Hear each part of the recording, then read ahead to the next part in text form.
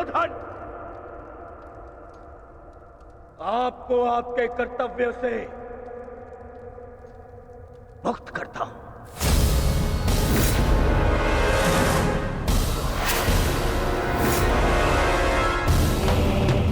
बताया क्यों पिता को? क्योंकि आपसे कहीं अधिक विश्वास मुझे मेरे मित्र कर्ण पर है, उसकी प्रबलता पर है। क्योंकि आपका हृदय तो सदैव पांडवों के हित में ही सोचता आया है।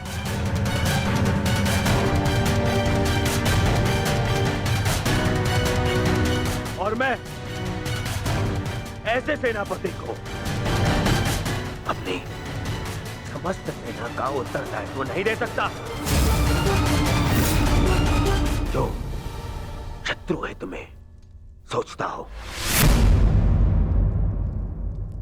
यदि कर्ण इस युद्ध में भाग नहीं ले सकता तो आप भी इस युद्ध में भाग नहीं लेंगे।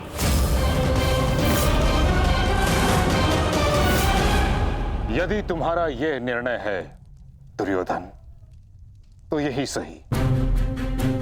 मैं स्वयं को इस युद्ध से विरक्त घोषित करता हूं।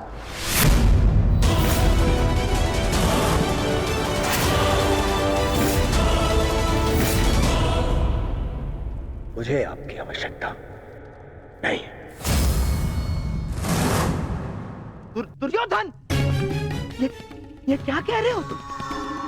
मूर्खता मत करो और मित्रता की मोह में नेत्रहीन ना बनो दुर्योधन। हमें कर्ण से अधिक पितामह की आवश्यकता है, समझ गए तुम? मैंने आपसे सुझाव मांगा, परंतु मांगा तो जाइए और जाकर अपना स्थान ग्रहण कीजिए। मुझे याद है कि मैं क्या कर रहा हूं। जाइए।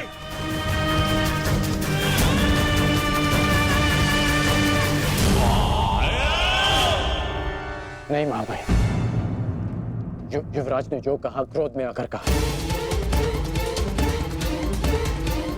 मैं इस विषय में उनसे बात करूंगा, सब ठीक हो जाएगा महाभाई। नहीं कौंते कर्ण, अब कुछ भी ठीक नहीं हो सकता। मेरी बात सुनिए महामहिम। मुझे एक सूत पुत्र की बात नहीं सुननी।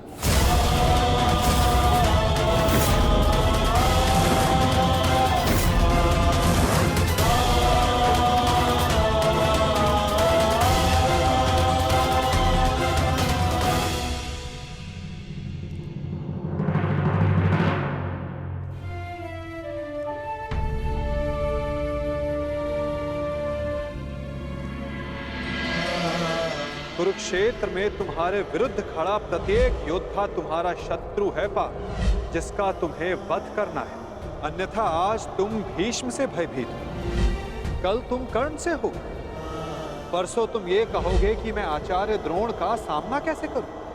यदि ऐसा ही रहा तो कैसे पूर्ण करोगे अपने साथ हुए अन्याय का प्रतिकार? कैसे लोगे पांचाली के अपमान का प्रतिशोध? क्या बात है आर्य, बड़ी गहन सोच में डूबे हुए हैं। कोई समस्या है? समस्या क्या है मैं नहीं जानता, परंतु एक विचित्र भय की अनुभूति हो रही है मुझे।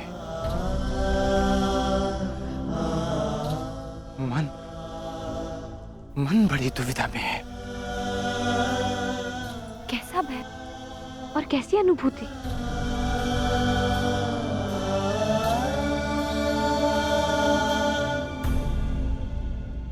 मैं और मेरा मन इस दुविधा में है कि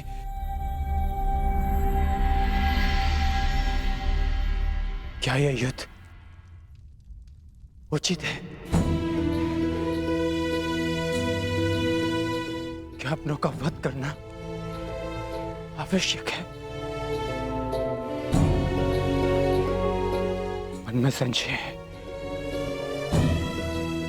कहीं हम कोई अनर्थ तो नहीं करने जा रहे? अनर्थ तो उन्होंने किया था आर्य।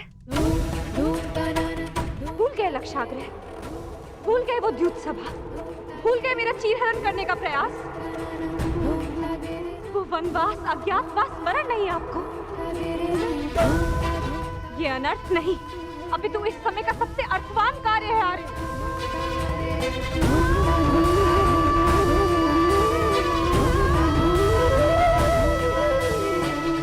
ये धर्म युद्ध है, उनके विरुद्ध जिन्होंने अधर्म किया और उनके विरुद्ध जो मौन रहकर इस अधर्म के साक्षी बने। ये एक प्रयास है आर्य, आने वाली पीढ़ियों के समक्ष एक उदाहरण प्रस्तुत करने का कि जो अधर्म करता है और जो चुप रहकर उसे होते हुए देखता है, वो दोनों ही नाश के भागी हैं।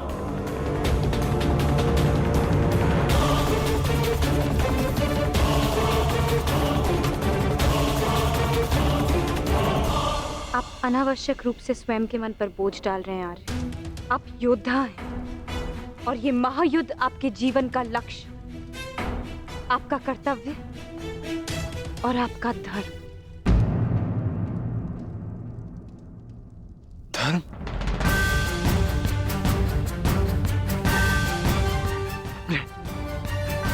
अपने पितामह पर शस्त्र उठाना कैसा धर्म है?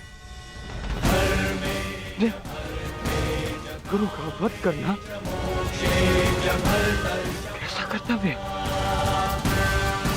विराट युद्ध में जब यही लोग आपके विरुद्ध धनुष बाण ताने खड़े थे, तो क्या ये उनका कर्तव्य था? प्रतिज्ञा से बंधे होने का बहाना बनाकर अपनी कुलवधू की लाज लुटते हुए देखना, क्या ये उनका धर्म था? और ये मत भूलिए आर्य, आचार्य द्रोण ने अपना प्रतिशोध पूरा करने के लिए पिताश्री के विरुद्ध आप सबको युद्ध में झोंक दिया था। अब तो अधर्म का प्रतिकार ले रहे हैं।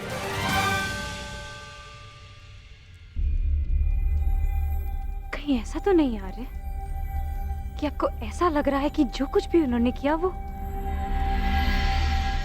धर्म था, उचित था? नहीं पांचाली, नहीं।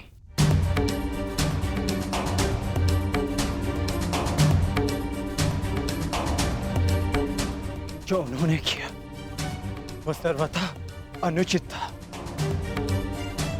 परंतु मन में दुविधा यह है कि जो हम करने जा रहे हैं वो उचित है। यदि हम भी उनकी ही भाषा में उन्हें उत्तर देंगे तो फिर हम में और उनमें क्या अंतर रह जाएगा?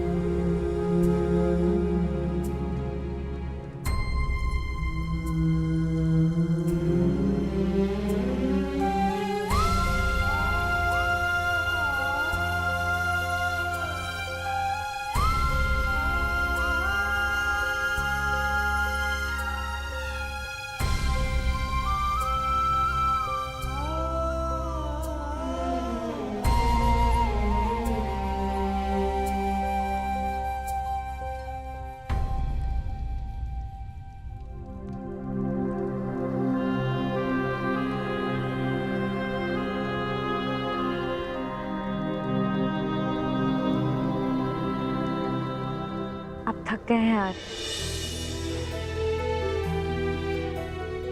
विश्राम कीजिए, सो जाए। सो जाऊं? कैसे सो जाऊं पांचाली, जबकि मुझे ज्ञात है कि कल प्रातः मुझे बाण संधान करने हैं जो मेरे परिजनों को मृत्यु की नींद सुला देंगे।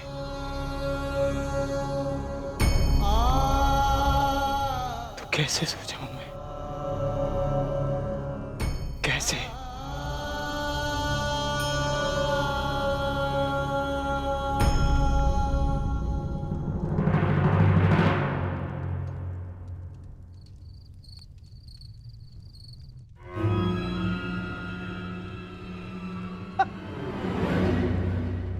दाम दंड भेदेन अस्माकं विजयम निश्चितम। साम दाम दंड भेदेन अस्माकं विजयम निश्चितम। कहाँ है? कैसे होगा? अपनी मित्रता के भावावेश में बहकर तुम बहुत बड़ी भूल कर रहे हो दुर्योधन, बहुत बड़ी भूल। वो अंगराज अब वो कर्ण नहीं रहा जिसे अस्त्र बनाकर तुम पांडवों पर प्रयोग करना चाहते थे ना, जिसकी सारी शक्ति उसके कवच और कुंडल में थी, जो अब नहीं है, जिसके जाते ही कर्ण केवल और केवल मात्र एक साधारण योद्धा और एक साधारण धनुर्धारी रह गया है दुर्योधन। और ऐसे व्यक्ति को तुम प्रधान सेनापति बनाना चाहते हो? है?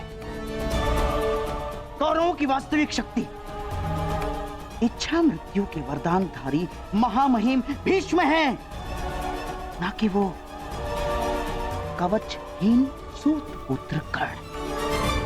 मैं जानता हूं कि तुम्हें बहुत बुरा लगता है, बहुत बुरा लगता है, जानता हूं मैं।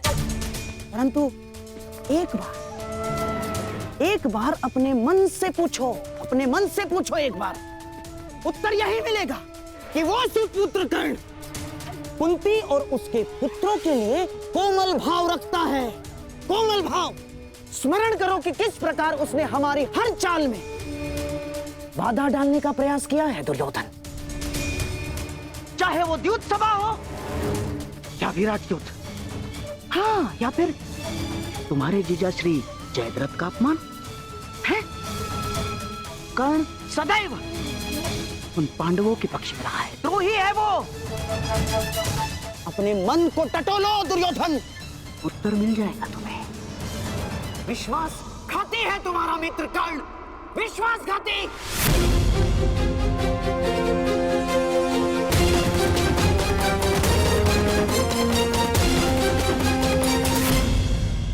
क्या कर रहे हो? कुछ लूटिए।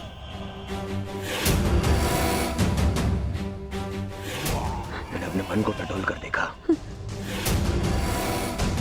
तो स्वर से यह आया कि मेरा मित्र कर्ण पूर्ण रूप निष्ठावान है। एक और स्वर मन से निकला कि यदि मेरे मित्र कर्ण के ऊपर कोई भी उंगली उठाए तो उसे तोड़ देना।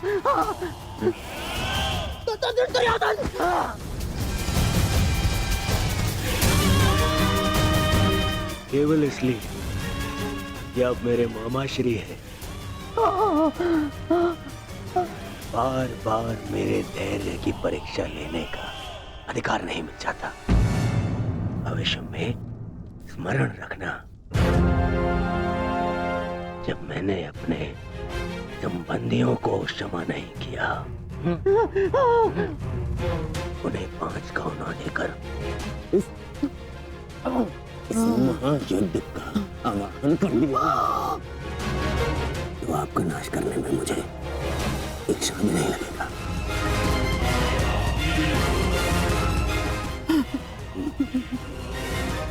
इसलिए स्मरण रखना,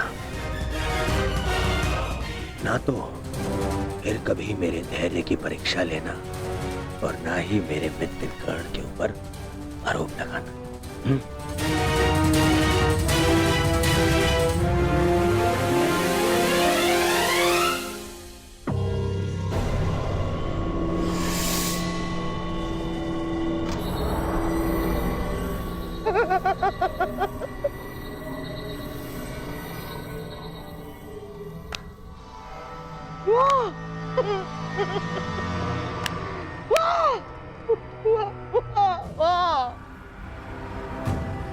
मेरे होने वाले सम्राट, वाह! आज तुमने उस पुत्र के कारण अपने उस मामा का अपमान किया जो अपना सब कुछ त्याग कर तुम्हारे हित के लिए, केवल तुम्हारे हित के लिए अपनी बहन के घर श्वान बनकर बैठा है। तुमने उस मामा का अपमान किया जिसने अपना श्वास, अपना ध्यान, अपनी आस, अपना अभ्यास सब कुछ न्योछावर कर दिया अपने होने वाले सम्राट के लिए। तुमने उस मामा का अपमान किया दुर्योधन, जिसने साम दाम दंड भेद युक्ति कपट छल कुचक्र षड्यंत्र सबकी पराकाष्ठा कर दी। क्यों? अपने होने वाले सम्राट के लिए है? और तुमने उस मामा का अपमान किया उसके लिए जिसने अपना कवच और कुंडल उन पांडवों को दान में दे दिया। साधु मेरे होने वाले सम्राट, साधु। नहीं पिताश्री, मुझे महामहिम का निर्णय स्वीकार नहीं है। मुझे तो युवराज दुर्योधन का संदेह उचित प्रतीत होता है। हाँ, अवश्य महामहिम उन पांडवों की सुरक्षा चाहते हैं और वो जानते हैं कि जब तक आप युद्ध में उपस्थित रहेंगे तब तक पांडव सुरक्षित नहीं है।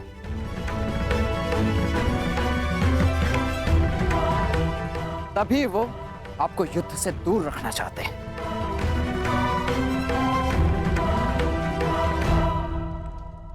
जानता हूं मैं ये बात।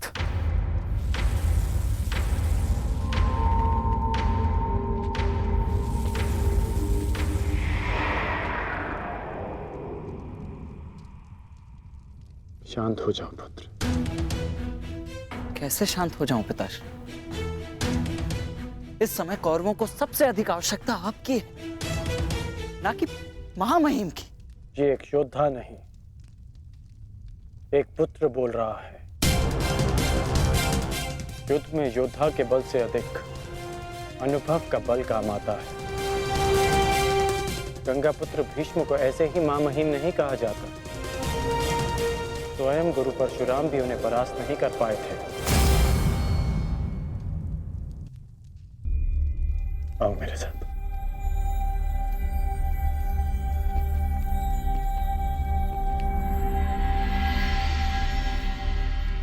जब तुम भीतर आए थे तो बाहर कौन था?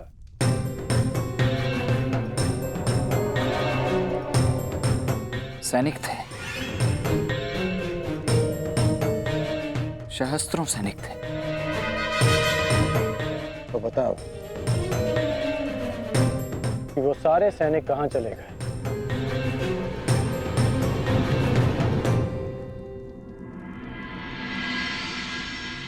हस्तिनापुर में चारों ओर यह सूचना फैल रही है कि महामहिम कौरव सेना का नेतृत्व नहीं करेंगे।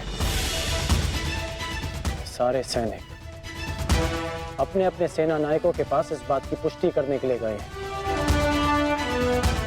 और यदि यह निश्चित हो गया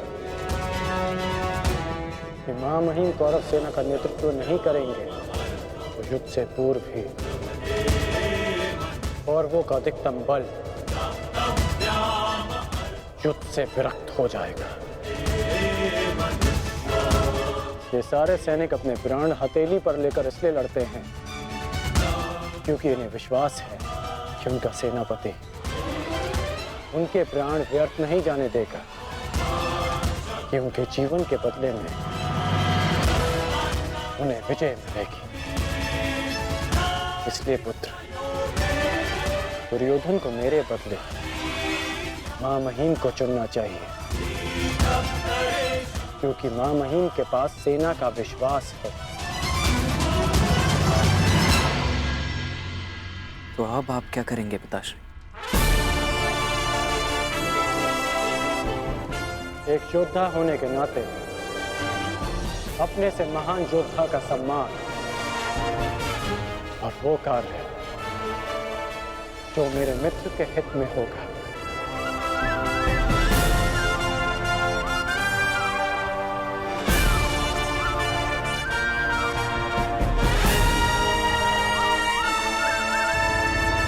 या उसके लिए जिसने अपना कवच और कुंडल उन पांडवों को दान में दे दिया। मेरा कवच, मेरा कौशल, मेरी प्रतिभा नहीं, वो केवल एक ढाल थी।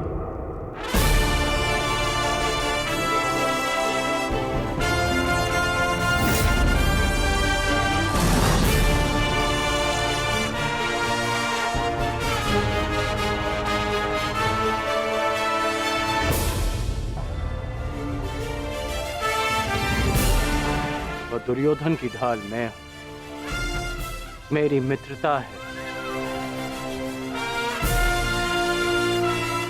और ये मित्रता मेरे लिए मेरे प्राणों से भी अधिक महत्वपूर्ण है। मैंने सदैव अपने मित्र के प्रति अपनी निष्ठा सिद्ध की है और आज भी मैं ऐसा ही करूंगा।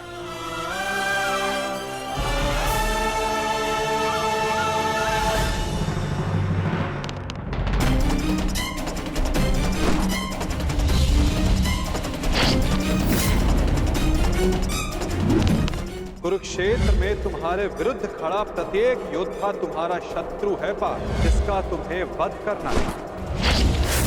ये धर्म युद्ध उनके विरुद्ध जिन्होंने अधर्म किया। अन्यथा आज तुम भीष्म से भयभीत हो। भूल गए लक्षाग्रह, कल तुम कर्ण से हो। भूल गए वो द्यूत सभा। परसों तुम ये कहोगे कि मैं आचार्य द्रोण का सामना कैसे करूं। भूल गए मेरा चीरहरण करने का प्रयास। यदि ऐसा ही रहा तो कैसे पूर्ण करोगे अपने साथ हुए अन्याय का प्रतिकार? कैसे लोगे पांचाली के अपमान का प्रतिशोध?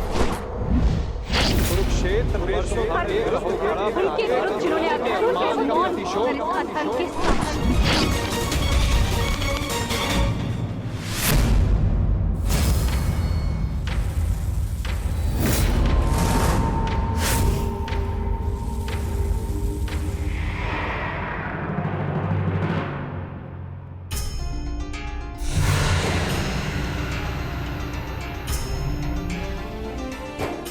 पुत्र का धर्म होता है बढ़ती आयु में अपने पितामह को संभालना। मैं युद्ध क्षेत्र में मैं कैसे गिरा सकता हूं जिन्होंने मुझे धनुष उठाना सिखाया, जिनके कारण आज मैं सर्वश्रेष्ठ धनुर्धर हूं। उन गुरु द्रोण पर बाण संधान कैसे कर सकता हूं मैं? जीवन में पहली बार आज मेरे हाथ कांप रहे हैं। अर्थात ये सब ठीक नहीं, ये सब ठीक नहीं।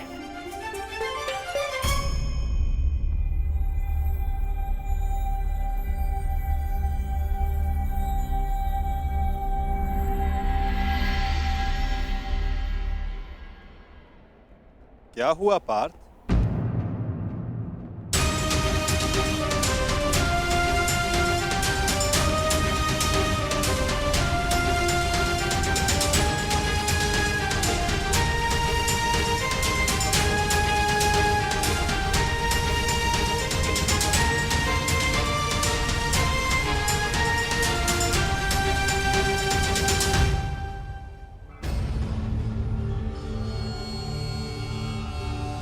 जो अपने दृढ़ संकल्प और अचूक लक्ष्य भेदन के लिए जाना जाता है, जो केवल शब्द सुनकर उसका लक्ष्य भेद कर सकता है, आज वही अर्जुन विचलित है या उसके बाण विचलित है?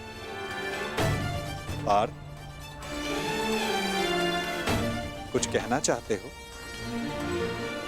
यदि तुम्हारे मन में कोई संदेह, कोई संकोच है तो उसे अपने सखा से बांट सकते हो। नहीं माधव, ऐसा कुछ नहीं है। आज कुछ अधिक ही थक गया हूं मैं, कदाचित इसीलिए। बड़ी विचित्र बात है, जो अर्जुन इतने वर्षों की कठिन तपस्या में नहीं थका, जो 12 साल के वनवास में और 1 साल के अज्ञातवास में नहीं थका, वो आज केवल 1 दिन में थक गया।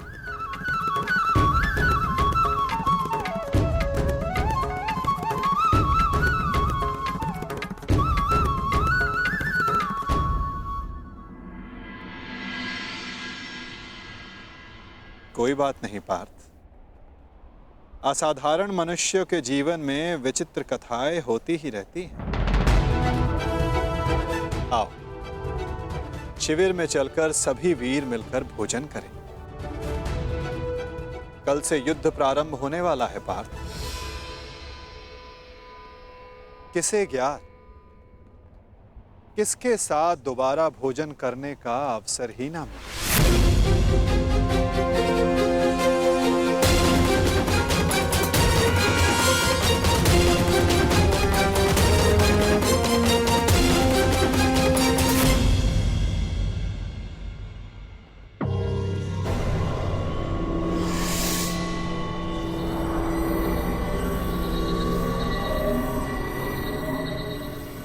हम सबको यहाँ पे क्यों बुलाया गया है मामा श्री? क्या? मुझे तो लगा कि तुमने हम सबको यहाँ एकत्रित होने का आदेश दिया है।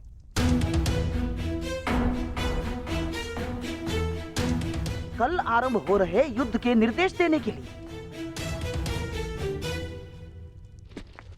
मैंने आप सबको यहाँ बुलाया है।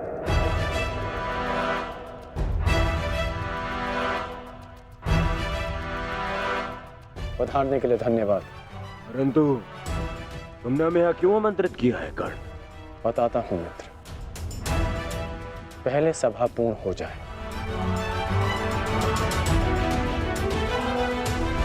अभी एक योद्धा का आना शेष है।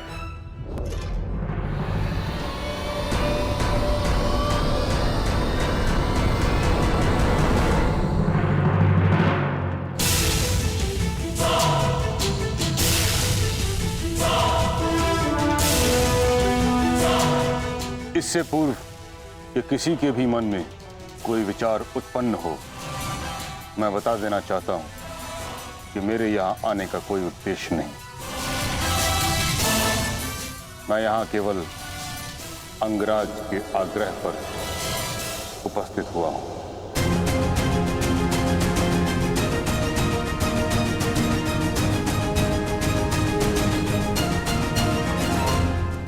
कर्ण, मैं जानना चाहता हूं इस सभा को बुलाने का उद्देश्य क्या है मित्र?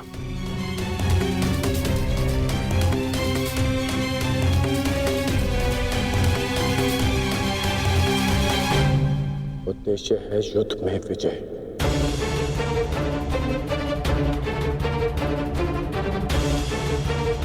तुम अपने मित्र मुंह में आकर बहुत बड़ा अनर्थ करने जा रहे थे,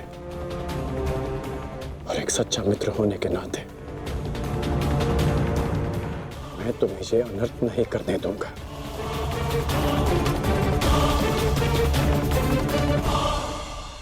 मैं राधेकर्ण आप सबके समक्ष एक प्रस्ताव रखता हूं कि गंगा पुत्र महामहिम भीष्म को फिर से कौरव सेना का सेनापति नियुक्त किया जाए।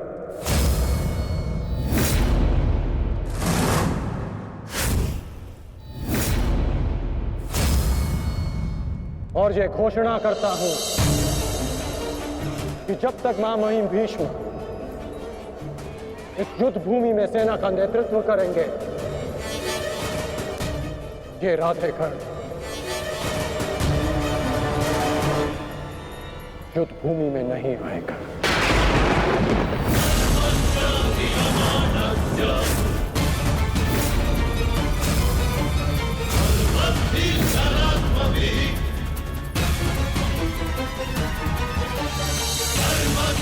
ये तुम क्या कह रहे हो मित्र? मुझे इस युद्ध में तुम्हारी अपने मित्र की ही सबसे अधिक आवश्यकता है। महामहिम से भी अधिक? नहीं मित्र, तुम भूल कर रहे हो। मैं कवच खोया योद्धा हूं, और महामहिम हस्तिनापुर के कवच हैं। तुम्हें मुझसे अधिक आवश्यकता उनकी है।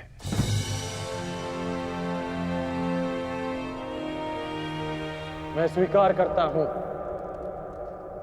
कि कौरव सेना का नेतृत्व करने में महामहिम से अधिक सक्षम कोई नहीं।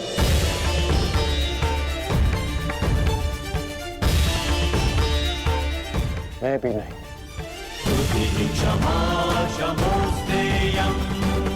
मुझ में योग्यता है, परंतु महामहिम अपने विवेक, धर्म और शौर्य के लिए जाने जाते हैं, और इनके विवेक का मैं भी सम्मान करता हूं।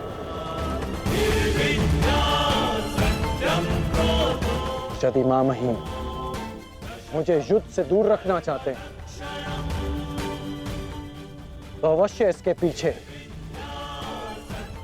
कोई महत्वपूर्ण कारण होगा जिसमें सबका हित होगा। मैं ये सब इसलिए कर रहा हूं क्योंकि मैं तुम्हें हस्तिनापुर के सिंहासन पर देखना चाहता हूं, और मेरा लक्ष्य पूर्ण करने के लिए मैं ऐसे 1000 स्वप्न का बलिदान दे सकता हूं।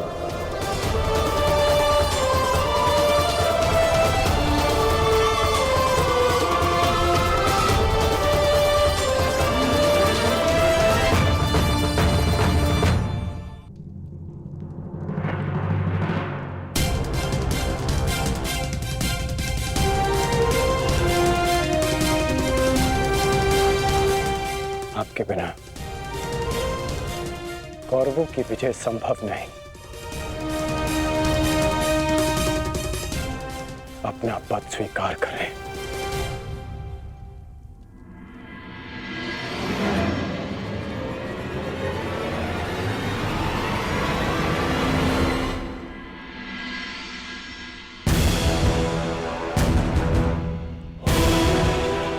हर हर महादेव, हर हर महादेव, हर हर महादेव।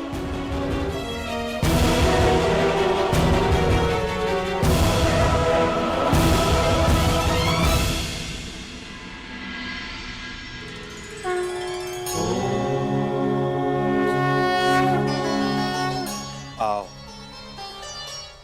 हम साथ मिलकर ये अमृत तुल्य भोजन ग्रहण करें। हमें शक्ति मिले, हमारा तेज एक होके बढ़े,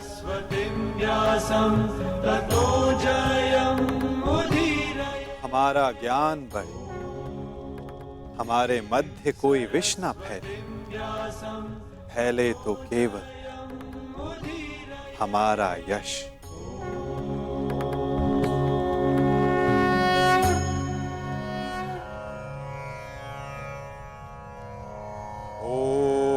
सहना भवतु। ओम सहना भवतु। सहनो भुनक्तु। सह वीर्यं करवावहे। सह वीर्यं करवावहे। तेजस्विनाय धीमस्तु।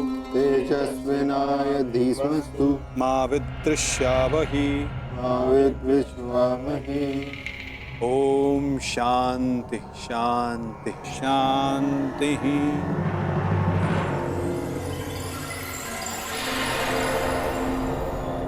आओ, भोजन प्रारंभ करें।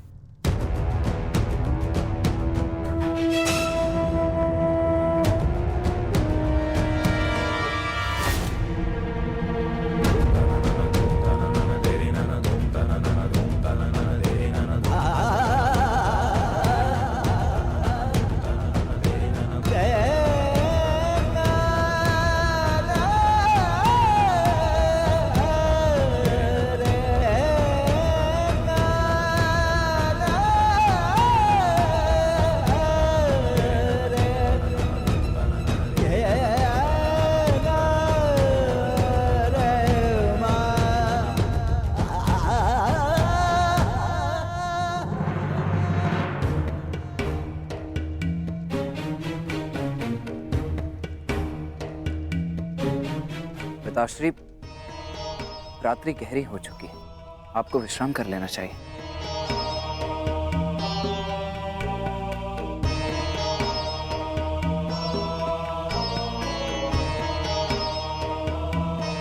विश्राम की आवश्यकता तो तुम्हें है पुत्र। कल इस महायुद्ध में तुम्हें अपना कौशल दिखाने के लिए प्रस्तुत जो होना है। कल मेरे लिए बहुत बड़ा दिन है कि मेरा पुत्र इतिहास के सबसे बड़े महायुद्ध में पदार्पण करेगा।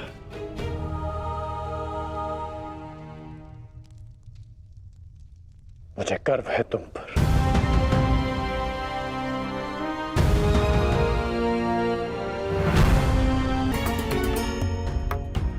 सब कुशल पार्थ? मैं तुम्हारे साथ हूं पार्थ। परंतु युद्ध में तो आप शस्त्र नहीं उठाएंगे। युद्ध में तो मैं अकेला ही रहूंगा माधव। और यदि इस युद्ध में मैं तुम्हारे साथ उपस्थित रहा तो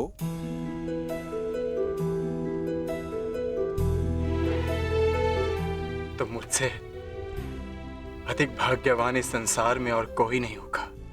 परंतु मैं जानता हूं मेरी ये कामना अधूरी रह जाएगी।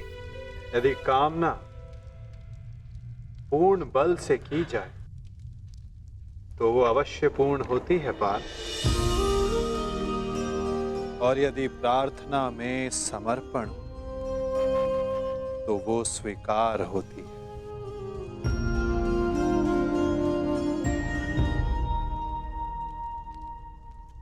मैं आप सबके समक्ष एक घोषणा करना चाहता हूं।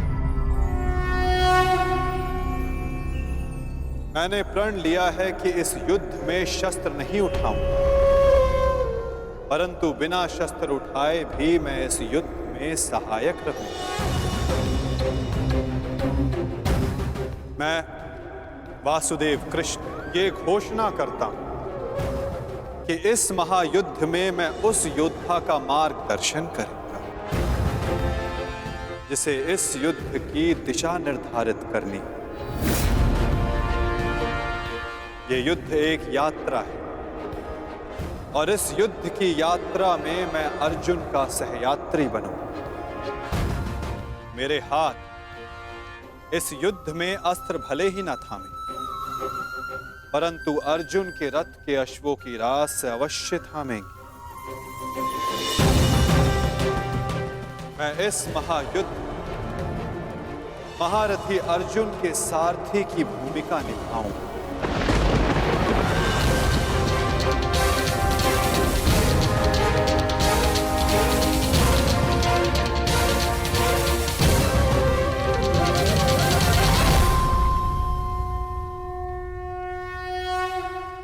नहीं माधव, मैं रथी बनकर आपको आदेश दूं, यह संभव नहीं। आपका स्थान सबसे ऊंचा है और मैं स्वयं आपको नीचे स्थान पर बैठने नहीं दे सकता। कौन ऊंचे स्थान पर बैठा है और कौन नीचे स्थान पर, ये तो देखने वाले के दृष्टिकोण पर निर्भर करता है। तुमने कहा कि मैं सबसे योग्य हूं, और जो सबसे योग्य होता है उसका धर्म होता है कि वो अपने से छोटों का मार्गदर्शन करे, और मैं इस युद्ध में यही करूंगा। मैं इस युद्ध में तुम्हारा सारथी इसलिए बनूंगा यदि तुम अपने लक्ष्य के मार्ग से भटक जाओ तो पुनः तुम्हें तुम्हारे लक्ष्य के मार्ग पर ला सकूं।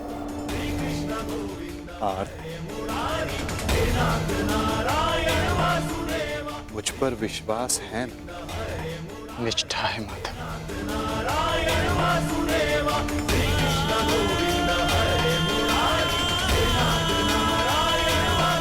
आज मैं धन्य हो गया जिसके सारथी आप हैं। वो मार्ग कभी भटक ही नहीं सकता।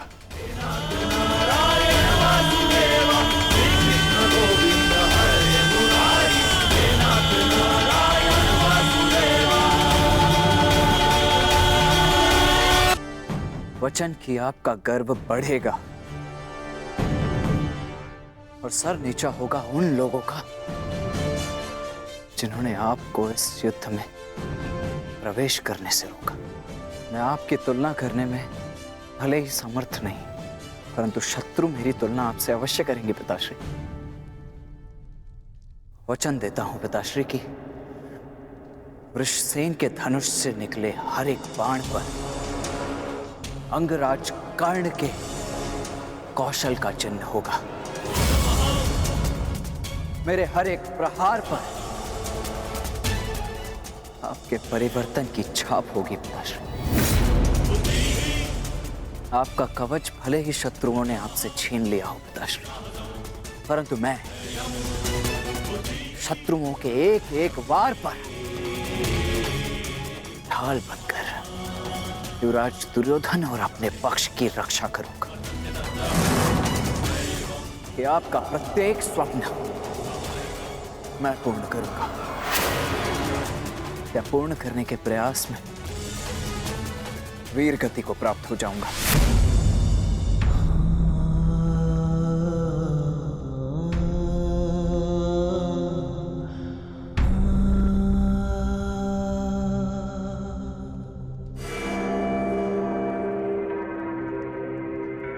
द्रोण शिष्य अर्जुन,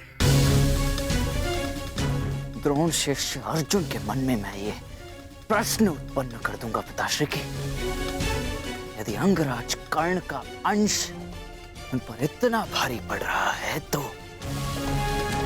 तब क्या होगा जब स्वयं अंगराज कर्ण से उनका सामना होगा।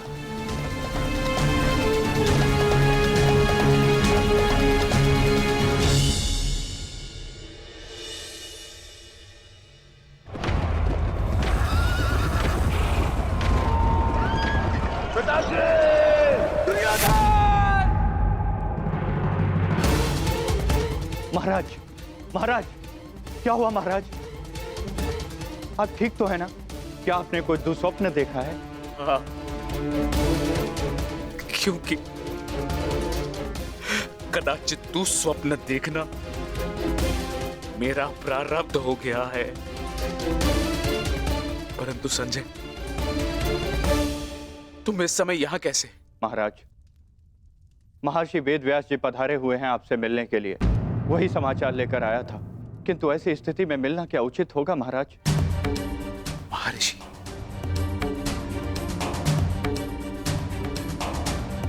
अवश्य ही कुछ उचित सोचा होगा, तभी पधारे हैं। उन्हें सादर अंदर ले आओ संजय। जैसी आज्ञा महाराज।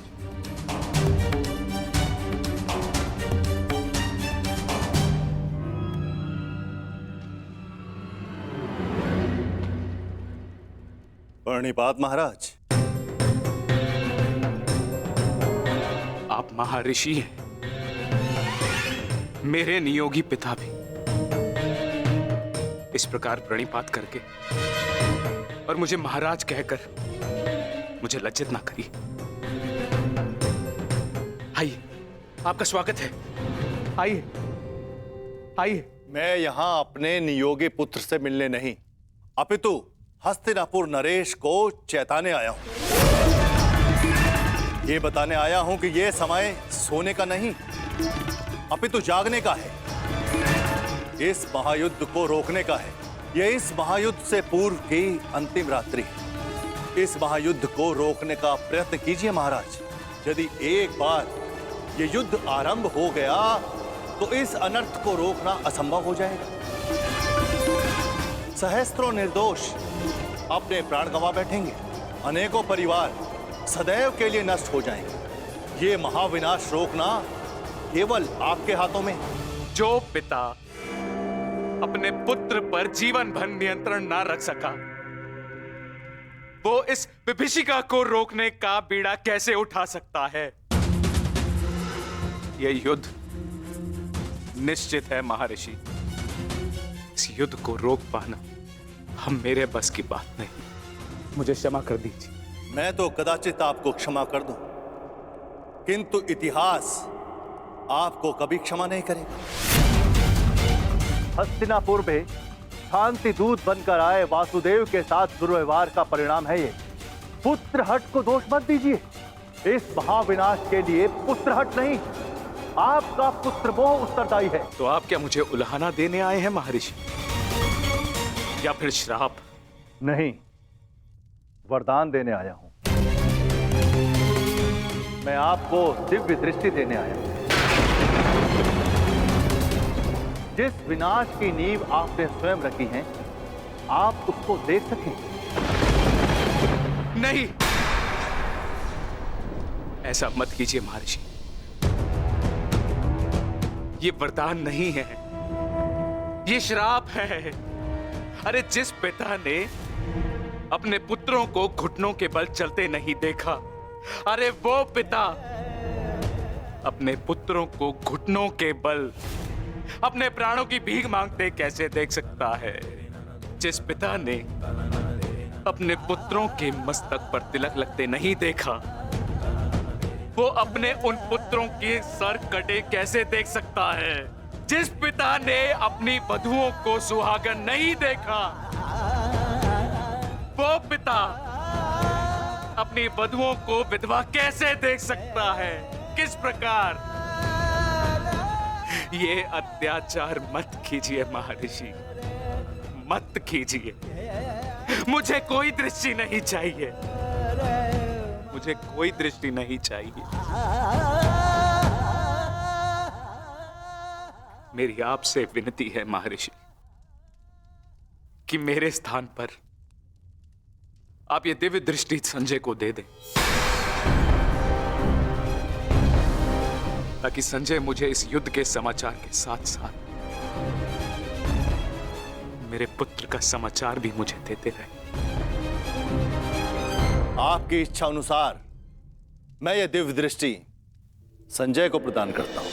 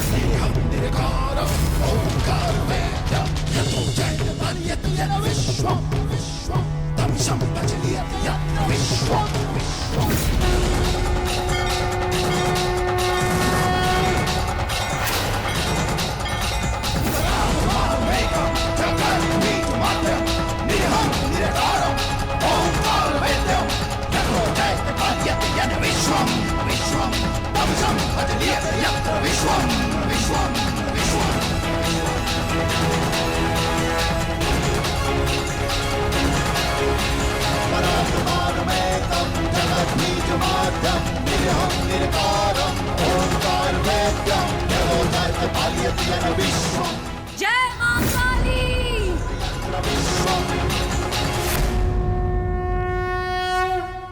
अपना सर्वश्रेष्ठ प्रदर्शन करना पुत्रों, अपने पिताओं की प्रतिज्ञा को स्मरण रखना और अपनी माता के अपमान को मत भूलना।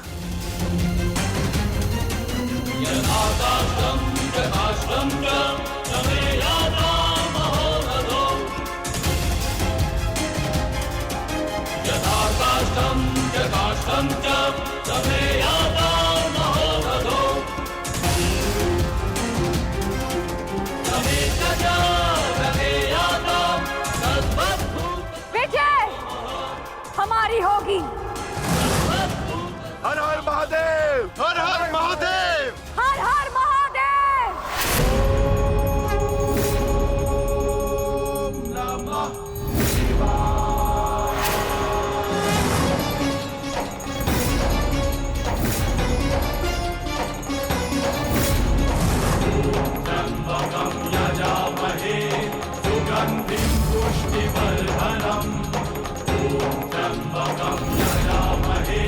सुगंधिं पुष्टिवर्धनम्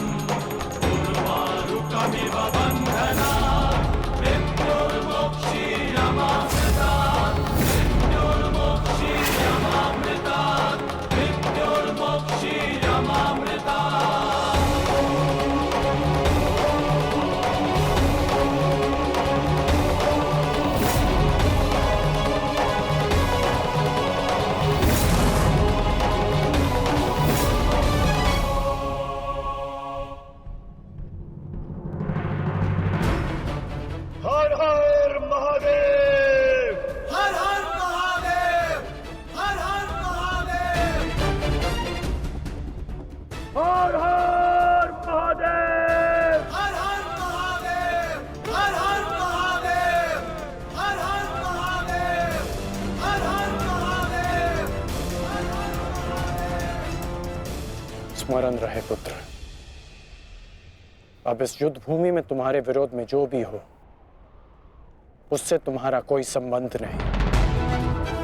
तुम्हारा संबंध केवल तुम्हारे कर्तव्य और तुम्हारे लक्ष्य से है। यदि मेरे स्थान पर आप होते तो क्या आपके लिए ये स्वीकार कर लेना इतना ही सरल होता पिताश्री? सत्य कहूं तो सरल नहीं होता, विशेषकर तब जब मुझे ज्ञात हो गया है कि पांडवों से मेरा रक्त संबंध है। किंतु पुत्र, मैंने सदैव एक बात को माना है कि आपको आपके वचन पर अडिग रहना चाहिए। तुमने युद्ध चुना है, परंतु युद्ध क्या परिणाम चुनेगा ये उसका अधिकार है। तुम्हारा अधिकार केवल अपने कर्म और अपने कर्तव्य पर है। इस युद्ध में अपना सर्वश्रेष्ठ प्रयास करना।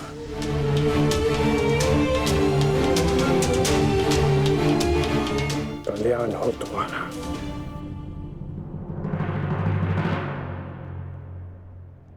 हर हर महादेव! हर हर महादेव! हर हर महादेव!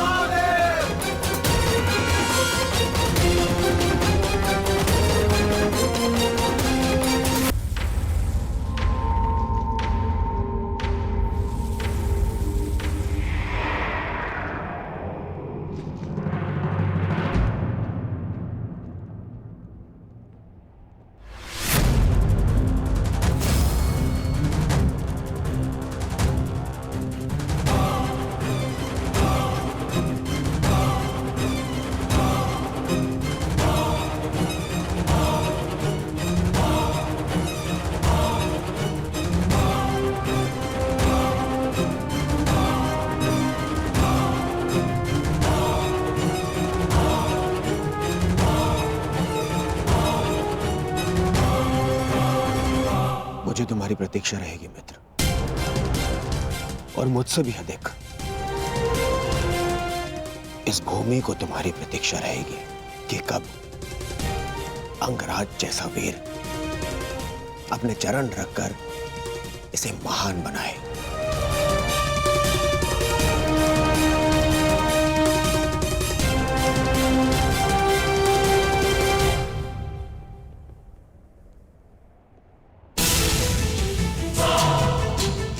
सुरक्षित रहना।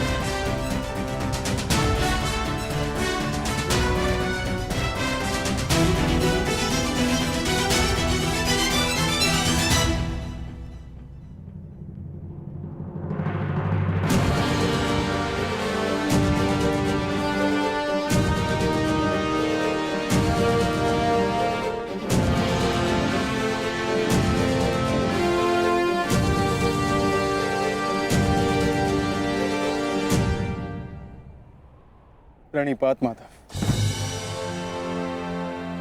कल्याण वस्तु। आओ पार्थ, रथ पर आरूढ़ हो जाओ।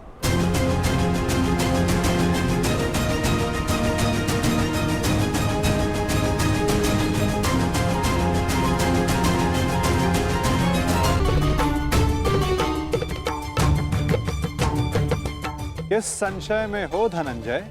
विचरण करने का समय जा चुका है, अब केवल पुरुषार्थ करने का समय है। मुझे ज्ञात है माता, किंतु परंतु मोल भाव, ये लक्षण व्यापारियों के होते हैं पार्थ। धर्म युद्ध के योद्धाओं के लिए ये शब्द निरर्थक हैं। पाप नाशनी गंगा बहती जाती है, किंतु परंतु नहीं करती। अंधकार नाशक सूर्य किंतु परंतु नहीं करता। और अधर्म का नाश करने को सज्ज अर्जुन की तुनीर में भी इन संदेहों का कोई स्थान नहीं। तुम्हारा सारथी युद्ध में तुम्हारा मार्गदर्शन करने को सज्ज है पार्थ। आओ, अपना स्थान ग्रहण करो।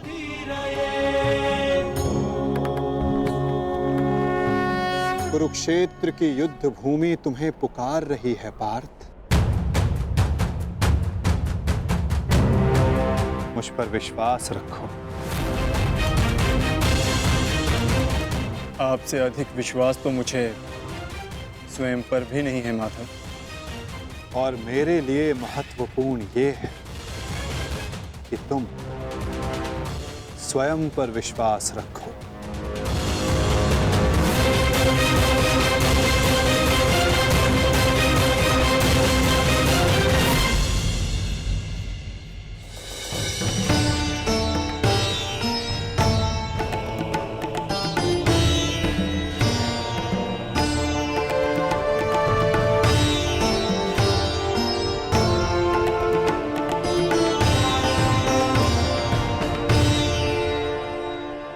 कुछ भूल तो नहीं रहे हो पार्थ?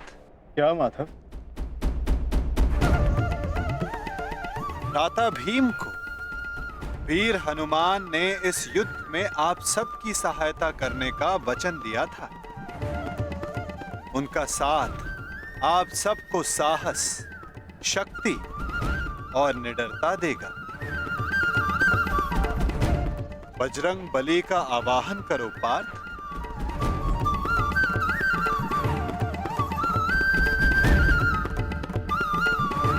मैं कुंती पुत्र अर्जुन, पवन पुत्र, ज्येष्ठ भ्राताश्री महाबली हनुमान का आवाहन करता हूँ।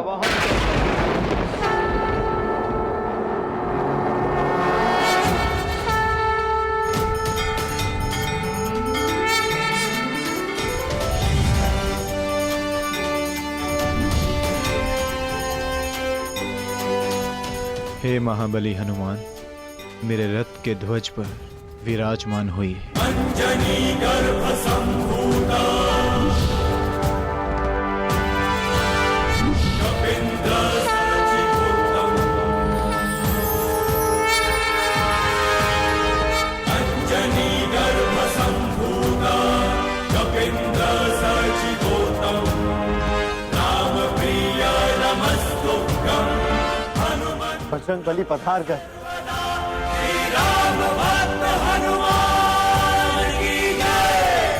महाबली हनुमान की जय। बजरंग बली हनुमान की जय।